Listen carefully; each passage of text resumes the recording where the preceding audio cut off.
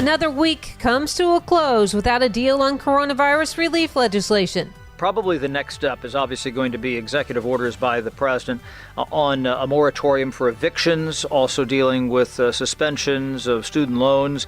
Those are the 2 or 3 areas that the president has been looking at. Will the U.S. presidential election go postal? The Trump campaign is fighting mail-in ballot plans. We're less than 90 days away from Election Day, and the president this week putting out a tweet about how he feels that mail-in balloting is okay in Florida, but not so okay in many other states. 75 years ago, the mother of all bombs dropped on Hiroshima. We'll take a look back. With great difficulty, crawled out. That was the end of my childhood. Some Republican senators running for re-election, social distancing from President Trump. A look at the 2020 down ballot races. You've got about 8 seats that are in play overall. For Jared Halpern, I'm Rachel Sutherland from Washington.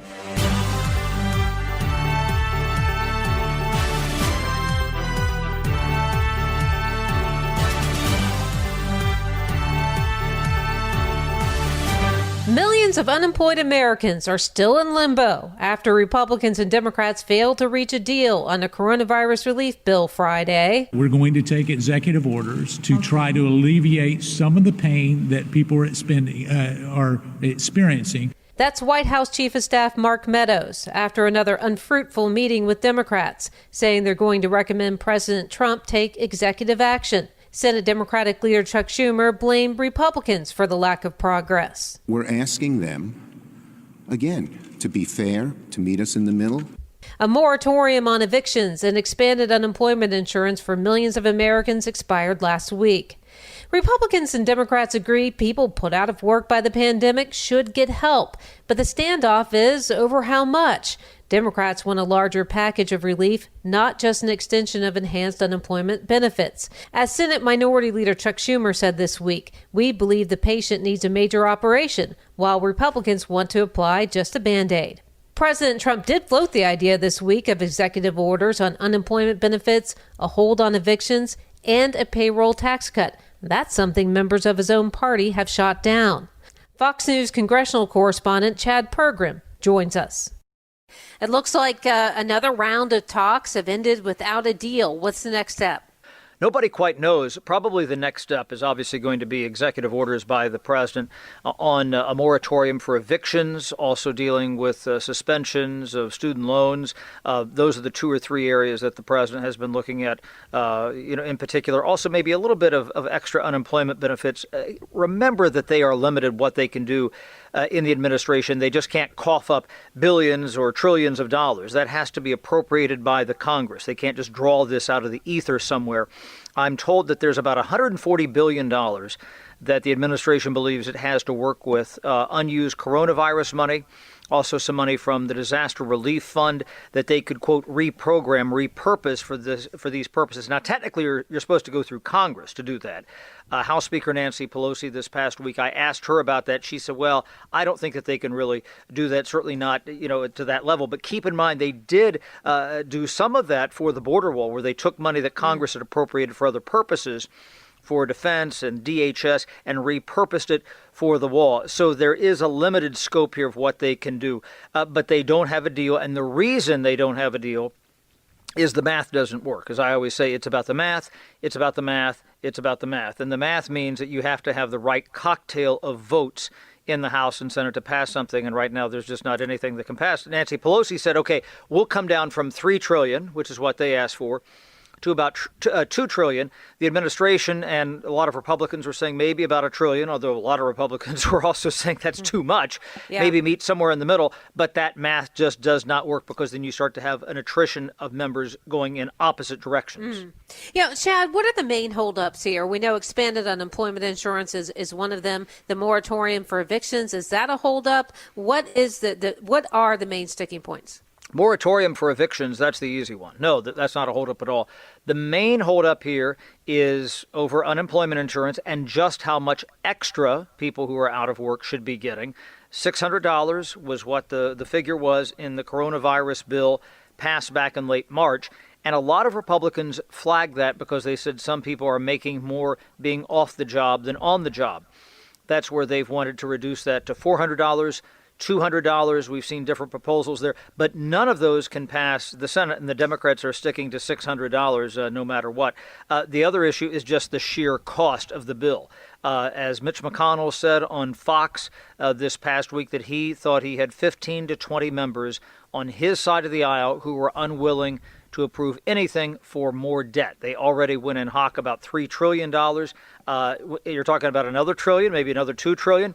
And in the back of everybody's minds here, Rachel, is do they have to come back in the fall or winter or spring and do this all again? Another $2 trillion, another trillion. Let's see where the economy and the virus are. Right. It sounds like the Republicans don't even agree in the Senate on the numbers, especially when it comes to the expanded unemployment insurance. I know that there was a group of Republicans this week, was it Mitt Romney, Susan Collins, and Martha McSally, that put out an idea that would kind of phase it out. But that was rejected by fiscal conservatives. You're right. And keep in mind that two of those three are members who are from swing states facing competitive reelection bids. Martha McSally in Arizona, and you also have Susan Collins in Maine. It's good for them to come out and say, let's do something. And this is where the rubber is really going to hit the road, because you're going to have some of these members saying, wait a minute, we're up for re-election here. This isn't looking very good for us not to be able to come to an agreement. That's a real problem. And looking ahead, I mean, if the president goes ahead with these executive orders as we expect, any chance Democrats would try to fight them in court? Absolutely. It depends what it is. I mean, look at what they did with the border wall. You see them litigating a lot. That's something that we have heard. But again, this is the classic tension between Article 2 of the Constitution, the executive branch, and Article 1, the legislative branch, about what they can do. And we've certainly seen the Trump administration really, push the envelope on a number of fronts. I talked about the border wall earlier. And some administrations, they succeed more in other respects, and sometimes the Congress succeeds more. Keep in mind just what House Republicans said for years. They were apoplectic about what they thought the Obama administration was doing by pushing the envelope with executive power for a long time. Now the shoe's on the other foot. And to some Republicans, suddenly that's okay. Funny how that works, isn't it, Rachel? Right. A very good point. And also, if the president moves forward with an executive order regarding a payroll tax cut that even Republicans don't like, he could face his own party not liking what he's doing. It's really an odd juxtaposition.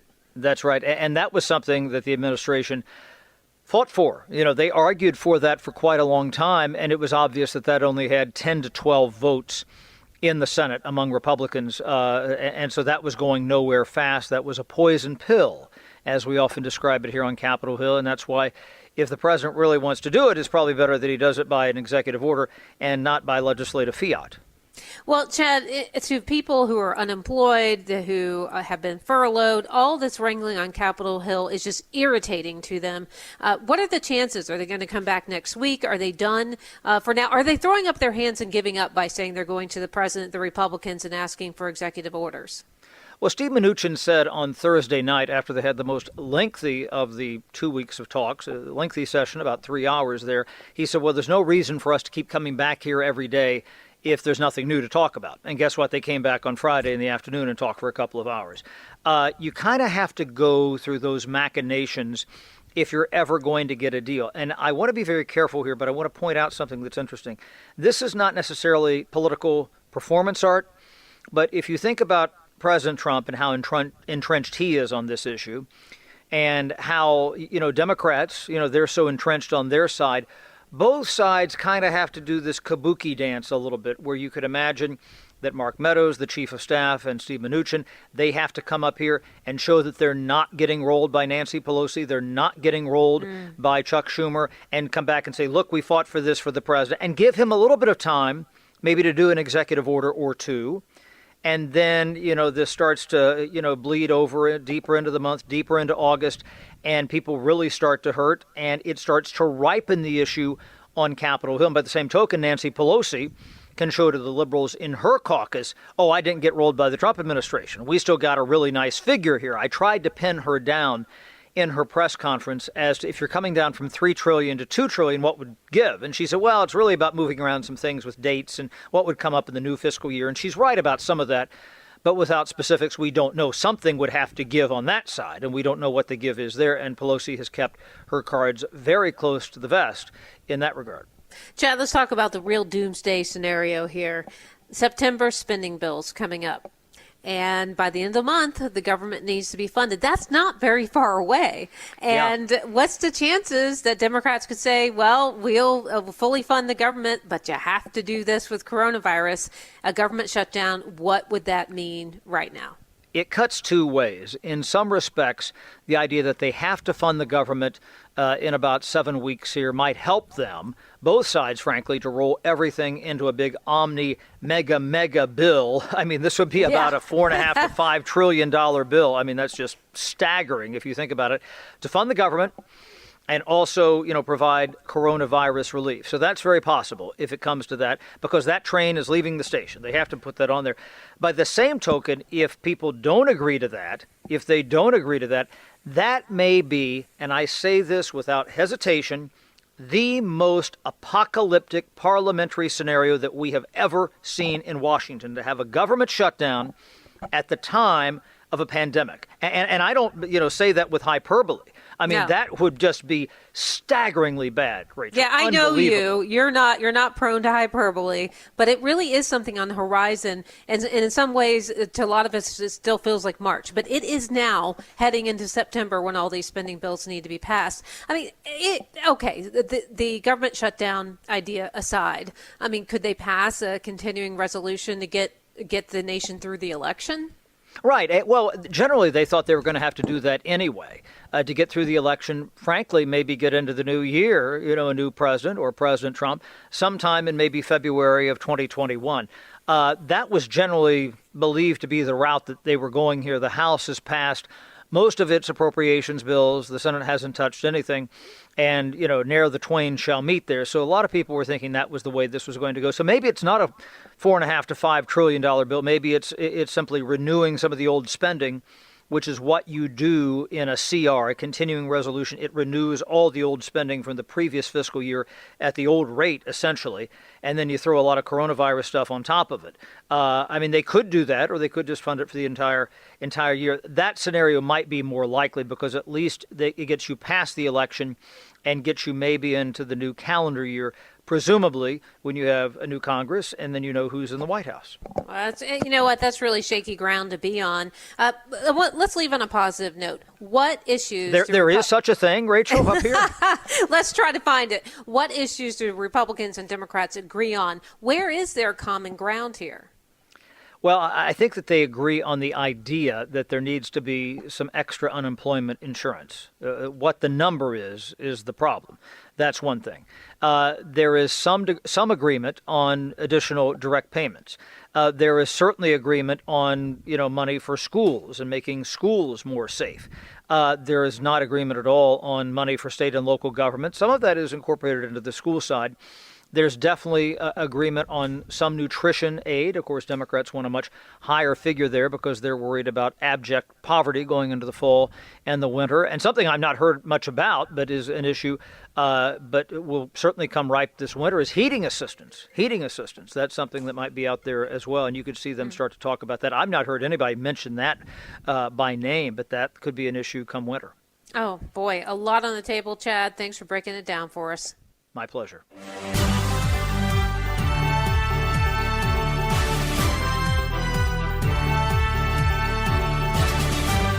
The U.S. Postal Service creed begins. Neither snow, nor rain, nor heat, nor gloom of night.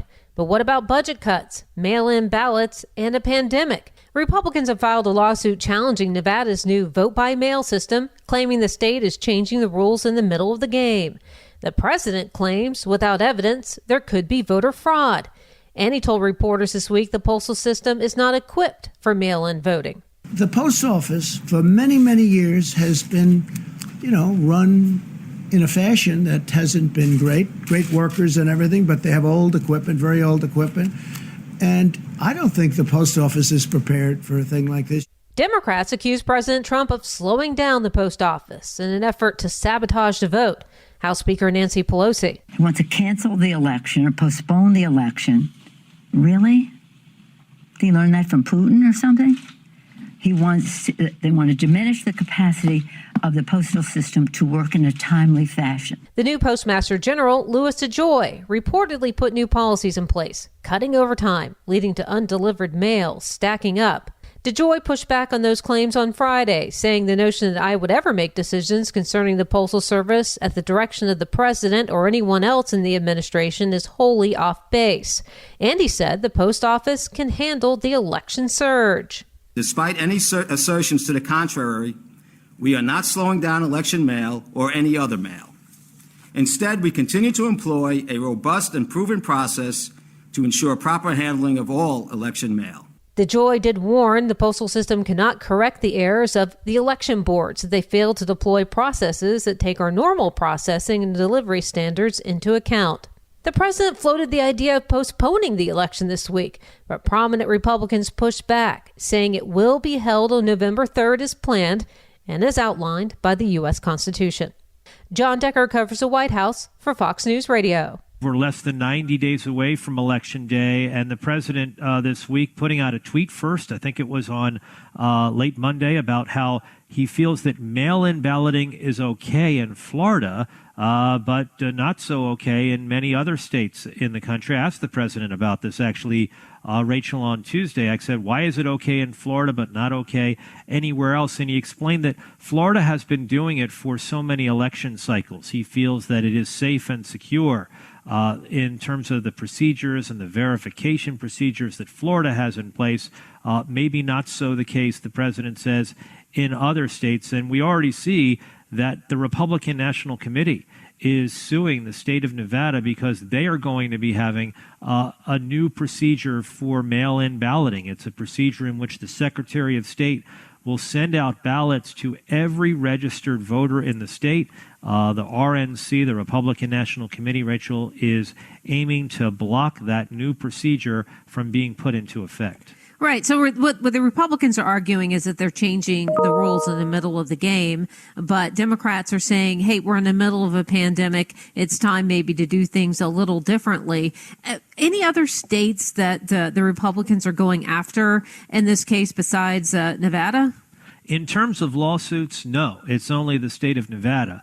Keep in mind that in the last presidential election, 30 million votes were cast by mail-in balloting. If you are a service member, you likely voted by a mail-in or absentee ballot. And in the state of Florida, which the president won in 2016, 30% of the votes cast in the 2016 presidential election were done by mail-in balloting. So this is nothing new. The president, obviously, and his team are concerned, as you mentioned in the introduction, about fraud taking place as it relates to mail-in balloting. But there's no evidence of any widespread, massive fraud taking place in any state that conducts balloting and elections in this manner. In fact, Utah has done mail-in balloting for years in this manner. Utah's a red state. The president won Utah in 2016 pretty handily, and he's likely to win it pretty handily in 2020. And we have not seen any complaints about the way that Utah, for instance, conducts their elections. And I doubt Rachel will hear any complaints about Utah coming from the Trump campaign. Interesting, yeah. And this is sort of a harbinger for things to come, right? If there's already a lawsuit in Nevada, it makes you wonder, okay, after the election, say it's a tight election or even not a tight election and President Trump loses, you can just see the legal challenges mounting. And it seems like each state is doing something different as far as the election is concerned. And I know you're probably like me in 2016. We were on the road. I know I did absentee balloting in Virginia, but each state seems to have its own way of doing things, which complicates the whole issue.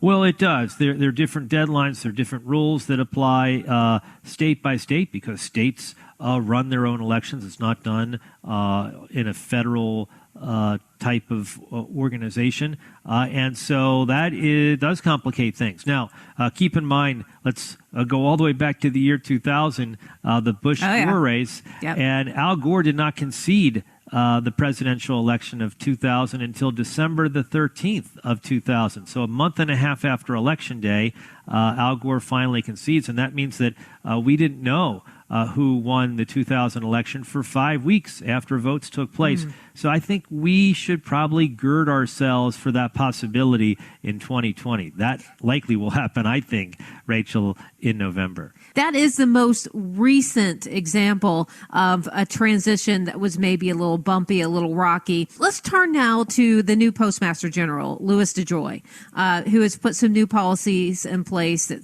overtime has been cut, leading to some undelivered mail stacking up. These are the reports. And so the president saying post office isn't equipped to deal with mail-in balloting, but then the post office turned around and said that they are equipped. So Democrats, including the House Speaker Nancy Pelosi and Chuck Schumer, the leader for Democrats in the Senate, want to increase funding for the Postal Service, saying that essentially they're going to be dealing with an unprecedented thing, which is a large increase in the number of ballots that will be cast by Americans in this election because of the coronavirus pandemic. And to deal with that, the U.S. Postal Service will need some increased funding. And so that's one of the things that is holding up that coronavirus relief bill, is because Democrats want to include that in the relief bill. And there's not an agreement as far as Republicans are concerned in terms of including that increased funding in that legislation that is still being negotiated. And it's been a part of talks, ongoing talks for the past 2 weeks, and they still remain far apart. Is there any chance the president could sign an executive order giving funding to the post office? No, because funding is a power that is devoted to Congress. Congress has the power of the purse, so the president by himself cannot appropriate funds. Funds have to be appropriated to the president, and the president can then use those funds for the manner in which it's been targeted. So no, the president by executive order can't simply increase funding for the Postal Service. Right, but we did see him move the Pentagon money around, so that was a curiosity there. And also the president talking about executive orders when it has to do with coronavirus relief. What is the likelihood we could see some of that? Well, that's what the president has been threatening. He's been threatening executive orders that would provide a federal moratorium on evictions, which was a part of the last coronavirus relief bill reached by Congress and signed by the president, but that has expired. And the president also talking about cutting the payroll tax, which is a part of every paycheck that goes out all across the country. If the president did that, it would amount to a 12% increase in the amount of money that Americans take home. Of course, if you don't have a job right now, if you're unemployed, if you've been laid off, if you've been furloughed, it really wouldn't affect those individuals. Yeah, and if he signed an order like that, he might put himself at odds with the members of his own party, some fiscal hawks who say we're spending too much money. Well, that's a really good point, Rachel. There's no unity right now in the Republican Party in terms of what this next relief bill should look like. As you mentioned, that there's some Republican lawmakers that feel like there's just so much money that can be spent in dealing with this pandemic, and they don't want to spend a penny more. And there's other Republicans that feel we are dealing with an economic crisis. And so, for instance, so those lawmakers who are Republicans may be in favor of extending that additional $600 a week in unemployment compensation, which was a part of the last CARES Act. And finally, the president pretty much broke Twitter this week when he suggested delaying the November 3rd election. Was this kind of a shiny object? And we know Republicans pushed back quickly. Well, Republicans push back quickly because this is not a power that the president has to push back or push forward, for that matter, a federal election. It's up to Congress to do that. And you saw immediate pushback coming from the Senate Majority Leader Mitch McConnell, as well as Leader Kevin McCarthy in the House, who both said Election Day, November 3rd, 2020, is set in stone. It will not be moved, and that is when this year's election will take place. But we do have to buckle in for a potential rocky transition, maybe. I agree. Yes, we do. We have to gird ourselves for the idea that we may not have a declared winner on November the 4th of 2020, the day after the presidential election. So let's get ready for that. All right, John. Thanks for joining us. Thanks a lot, Rachel. We expect a lot from our homes. They're more than a place to hang your hat. They're where you try your hand at gardening and new recipes, rest and recharge, work and play. And that's why at HomeAdvisor, we're committed to keeping your home up and running. Whether you need to repair an overloaded appliance or you're looking to create a backyard retreat worthy of a summer staycation, use the HomeAdvisor app, day or night, and we'll find a local pro to get the job done right. Whatever you need, we'll do everything to fix your everything. Download the HomeAdvisor app today to get started.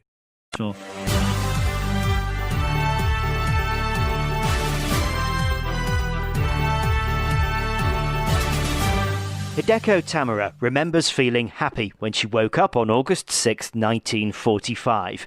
She was 10 years old and had just returned to her family's home in Hiroshima, Japan, following a wartime evacuation to the countryside. I had been tucked away in a country haven, but returned with my best friend to Hiroshima the night before. I guess as a happiest child, I had been evacuated and now I'm home.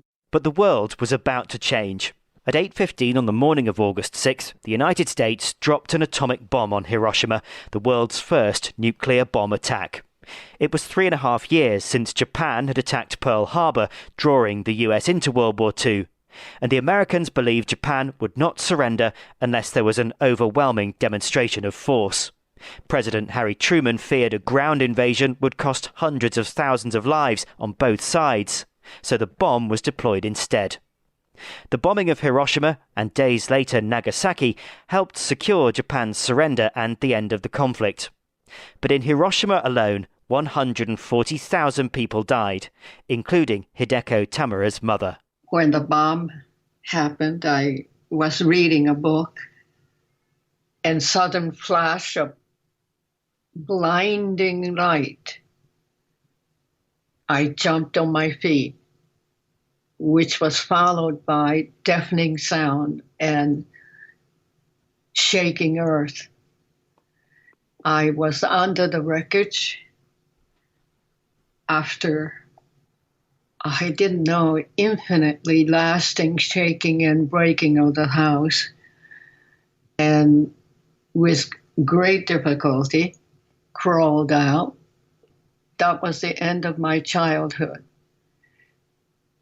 I lost my universe. I lost everything I ever knew and I ever loved. And you live in the United States now.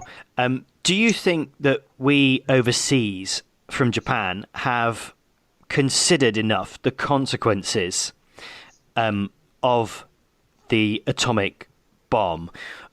Or is it sometimes oversimplified as it was horrendous, but it ended the war? I think in order to feel okay within yourself, you want to be in a culture that did right. So it's normal to support that. However, let's think about what happened. Good and right, yes, it's all past, so you can't undo one iota of it. But please look at how this weapon works. It contaminates you, contaminates all forms of life, and it is terribly inhumane to indiscriminately put people in this kind of life-ending, life-losing, universe-ending for a child. Is this all the thousands of years of civilization and evolutions of all the species, human species want to do? I think not. I think not, please. Hideko Tamura moved to the US in 1952, building a new life in America. But it was only this year, with today's 75th anniversary drawing close, that she encountered for the first time the plane that dropped the bomb that destroyed her family and home. During filming for a Fox News documentary in March, she visited the Enola Gay at the National Air and Space Museum in Washington, D.C. with Fox anchor Chris Wallace. What are you feeling now? Are you feeling nervous right now? No, I didn't sleep a wink, so I'm not nervous. I'm tired. You didn't sleep a wink? No. Because you're thinking about the plane? Yes, I was very upset about it. I looked at it and I saw this beautiful, shiny body with Enola Gay still very distinctly painted on. 30,000 feet closer this time. You know, when they were over our head in thousands and hundreds, I was in a shelter and didn't have anything want to do with it. But this time, I wanted to see it. This is the plane that brought the bomb, which made us die a torturous death and had 75 years of suffering. You know, we are changed to bodies, different chromosomes. We were easy to get sick, and I nearly died with radiation sickness, bordered life and death. But that didn't come back to me, okay? I just stared at it. I wanted to see this body as clearly as I could. And what I saw changed me. It was absolutely miraculous. You can't retract any part of it. But I, who was a child at that time, and now an old, aging survivor, looking at it, was at peace. Man ordered it, and it was a man that made a difference. This was only a tool. And I was able to cut off the anthropomorphic relationship that I had with it. And the most amazing thing that happened when I said goodbye, apparently, all the horrible, horrible, sticky, emotional, grievous feeling that was stuck on my back rolled off like a water of ducktail. And I never expected it. I didn't go there. I wanted to meet it, and I wanted to relate to it. But I saw what it was and what it is. I was relating to Enola Gay like a person. No, it was just a tool. And human beings have enormous power to hold extremely dangerous tools in solving international conflicts. Let us be very sane, S-A-N-E, very sane, to keep this world safe. And as this anniversary is marked 75 years now later, is your commitment as strong as ever to, your belief in the importance of sharing your experience with others? Yes, especially because, my health is fragile, and I'm doing this not because I'm physically really in top shape and able, but because I'm so determined. It is terribly important, if not for anything else, for the love of my mother, love of my brother, cousin Hideyuki, and love of all my other cousins, and love of my city and all the attachment of love I had that I lost. I don't want it to happen to any other child like I was, or any other mother like my mom was. We must have faith that we can change and move on to a future, and we can make a better world and leave a better world when we go. All right. Hey, thank you very much for your time, Doctor. I really appreciate you speaking to us. Thank you so much for carrying the message.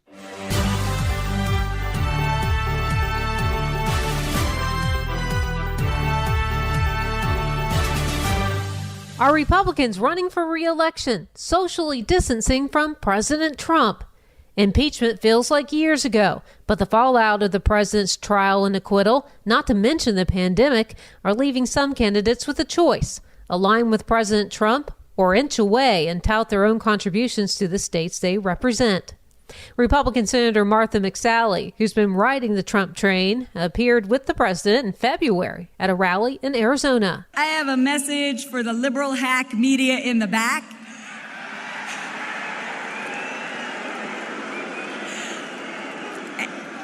Arizona is going to vote in November to keep America great and send President Trump back to the White House. McSally is facing a tough challenge from former astronaut Democrat Mark Kelly, husband of former Representative Gabby Giffords. McSally, one of several vulnerable Republicans on the ticket in November. Republicans are currently in control of the Senate with a 53-47 majority. There are 45 Democrats and 2 independents who caucus with the Democrats, so only a handful of seats could turn the Senate blue. Chris Direwalt is politics editor for Fox News. You've got about 8 seats that are in play overall. You got 2, the Democrats are going to lose 1. Doug Jones in Alabama, he's going down. He knows it. Dems know it. It's not a controversial thing. So the Democrats are going to start -1. So that means that they have to then win in order to take the majority in the Senate. They have to win. If they win the vice presidency, obviously they can just get to 50. But Jones's loss will make it a little bit harder. So they'll have to win 4 to tie and win with the presidency, or 5 to win outright. They're going to start after Jones is gone. Then you got 2 Republicans who look like they are dead meat. You've got Martha McSally in Arizona, and you have Cory Gardner. So the 2 Western Republicans, McSally and Gardner, right now look like they're just McSally's underperforming Trump in Arizona, and Trump is having trouble in Arizona. So she looks like she's gone. The problem for Gardner is he's overperforming Trump. He's doing better than Trump in a state that is going to go Democratic in almost every likelihood. But Trump is setting up for just a whipping in Colorado. So that right. So Gardner looks like he's in trouble. Then there's another tier of Republicans, and Susan Collins is in that tier, and that is Joni Ernst in Iowa, Tom Tillis in North Carolina, and her. These are the states where Trump's overall performance will be determinative, right? Where it's going to be pretty close to the bubble. Collins has done a good job beating the trend in Maine because she scores well with moderates and a lot of Democrats in the coastal areas of Maine, but still does fine with the more Republican inland upstate voters in Maine. She has had a nice balance over her lengthy career in Maine. If Trump does well enough in Maine, especially in the upstate, especially with more traditional Republican voters, and Maine is pretty close, Collins can win. She can do it. She's done it before. But if Trump is getting blown out in Maine and Republican voters in Maine are discouraged, that's a big thing Republicans are fighting in every state and every competitive race now, is discouragement. You're down in the polls for so long. Everybody says you're going to lose. And this is what happens sometimes in landslides. And what Republicans are trying to avoid is they get discouraged. In 1980, Democrats lost 12 Senate seats along with the presidency. And I think a lot of that had to do with just discouraged Democratic voters. They just couldn't do it. You compare that to 1992, when George H.W. Bush got spanked by Bill Clinton with the assist from Ross Perot, but the Senate composition stayed the same. That's because I don't think many Republicans were discouraged. Right. I hear you. Let's go back down kind of to the deep south. Alabama, obviously, Doug Jones in trouble. It was kind of a fluke that he won to start out with. But when you look at how vulnerable is Georgia Representative David Perdue, or even Kelly Loeffler, also of Georgia, any chance there that Republicans could see an upset? Well, that's the next tier up. If Georgia's Senate is a problem, and it could be for Republicans, so this is where you start looking at Georgia and Texas, John Cornyn in Texas, Mitch McConnell in Kentucky, and both Georgia senators. That's the last tier. That's what happens in a Democratic landslide, where they just clean up everything, that they may pick up one or more of those seats. That's really, when you get down to it, what Democrats are hoping for. They're hoping that they pull the lever and it just comes up all in their favor. And if it does, in those places, it could be problematic. Georgia is made more difficult by the fact that they have a special election and they have a dumb primary in their special election. Loeffler was appointed and Doug Collins was angry that he didn't get the appointment. So he's primarying her. It's wasteful and all that stuff. I am doubtful about Democrats' prospects in Georgia, but given the way that the map is shaped up, it's not a seat that Republicans can take for granted. That's one of the reasons, by the way, they were so happy that they got a good nominee in Kansas, because the last thing Republicans need is one more red state to waste money in. Interesting point. Let's take a look at a couple of vulnerable Democrats in Massachusetts, Democrat Edward Markey, and then in Michigan in particular, Senator Gary Peters facing Republican John James. When you look at Michigan, how much will that area in being kind of close geographically to everything that happened in Minneapolis, how much will race play an issue there, play a role, and how vulnerable are these Democrats both in Massachusetts and Michigan? Well, so obviously in Massachusetts, you're not talking about vulnerable to a Republican in the general election. You're talking about that Congressman Kennedy might unseat him in the primary. Mm-hmm. And, that's going to be a Democratic seat, no matter which of them wins it. Regardless. Yeah, it is interesting because this is a case where you have a more progressive incumbent. Markey is pretty hardcore, and Kennedy is more moderate. But he has the name and he has the brand. Polling has been inconclusive, but has shown Markey basically holding on. He got the nod from the Boston Globe. The thing is, Markey is unpopular senator. And he is not well liked in Massachusetts, right? He is low charisma, he is prickly, and he is not a good politician. But on the issue set that is important to people like Elizabeth Warren, they like him. And they also, by the way, they like the fact that he's not a threat.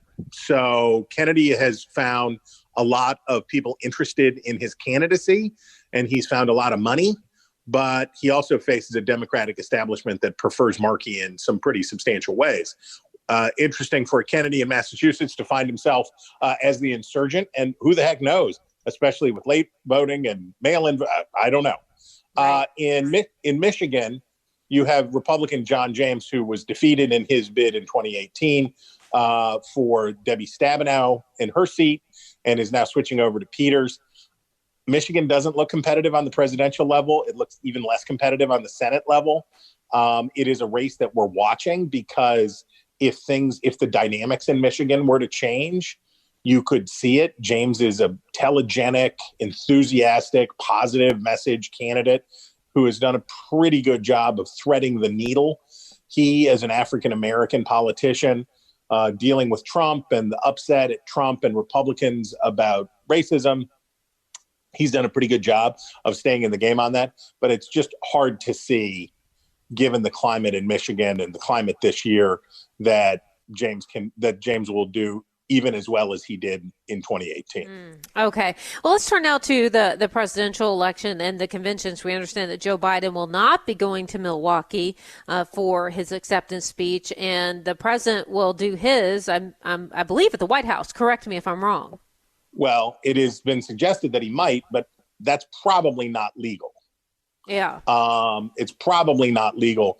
Hat and, it's interesting if the president had, so if the argument is that because of coronavirus, we have to do it at the White House. So, and by the way, the reason that it's not legal to use public buildings and public offices for political campaigning is pretty obvious, right? We don't want we don't want elected leaders to take taxpayer subsidized and publicly owned entities and turn them into political expressly. Like when Trump went to the South Dakota for the Mount Rushmore Rah Rah Sis Boom Bah, it was pretty much a campaign speech, but he was doing it under the auspices of the office of the president.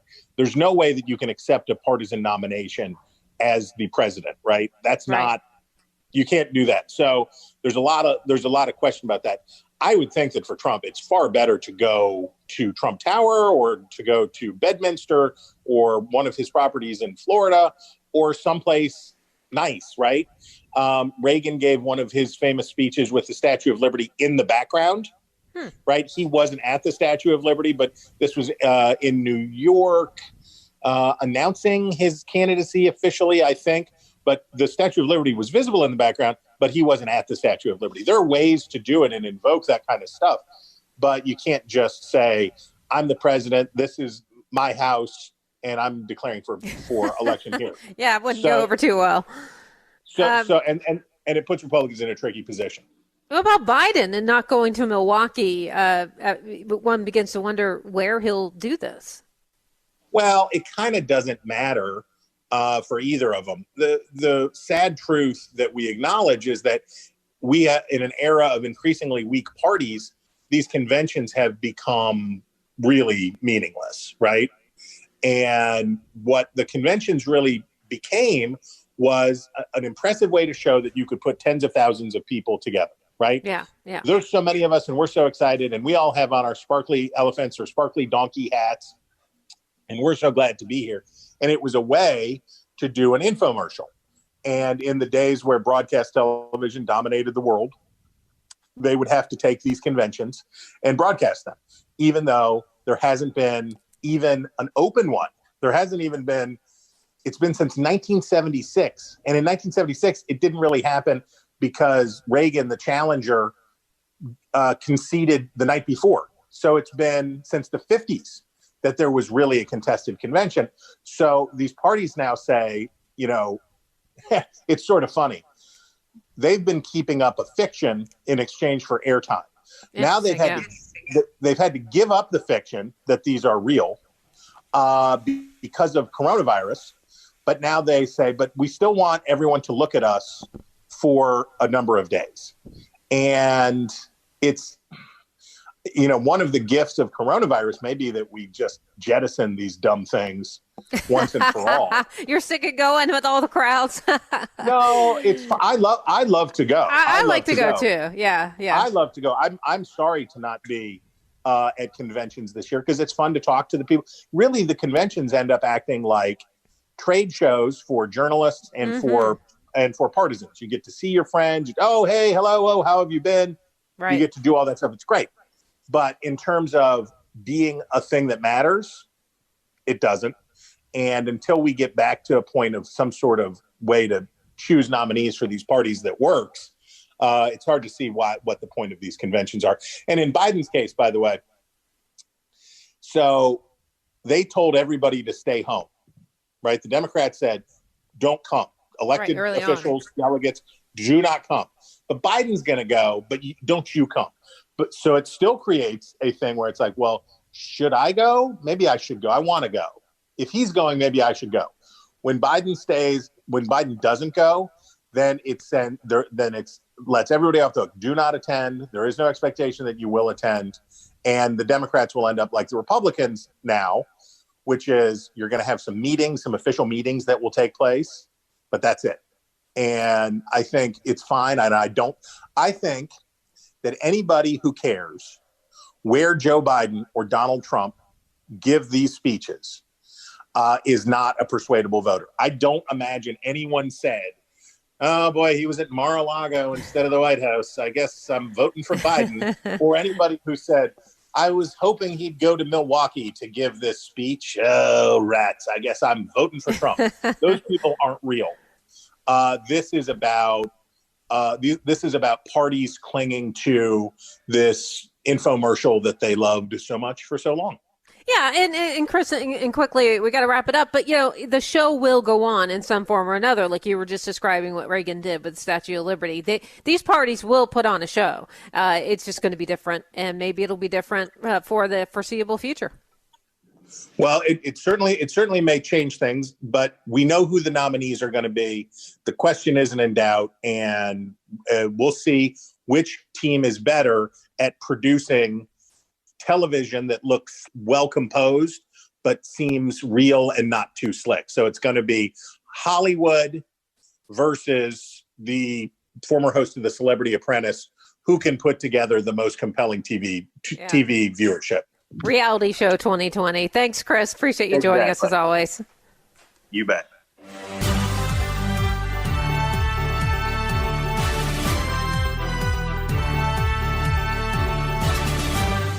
That will do it for this week's From Washington podcast. Next week, we'll be keeping an eye for any potential break in the stalemate over coronavirus relief legislation as Republicans and Democrats keep battling over now expired expanded unemployment benefits.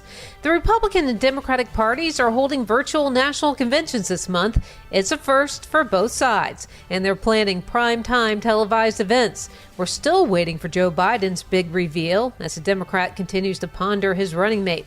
There's also still no word on where President Trump will accept his party's renomination. He's floated the White House. Democrats are crying foul, saying using the People's House is against the law. Also this month, it's the 100th anniversary of the 19th Amendment, giving women the right to vote. How will our election shape up this year with battles brewing over mail-in ballots? Until we talk again, stay safe, stay healthy, and stay in touch with those you care about. For all of us at Fox News Radio, thanks for listening. For Jared Halpern, I'm Rachel Sutherland from Washington.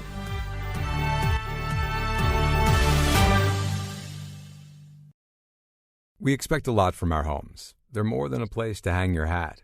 They're where you try your hand at gardening and new recipes, rest and recharge, work and play. And that's why at Home Advisor, we're committed to keeping your home up and running. Whether you need to repair an overloaded appliance or you're looking to create a backyard retreat worthy of a summer staycation, use the Home Advisor app, day or night, and we'll find a local pro to get the job done right. Whatever you need, we'll do everything to fix your everything.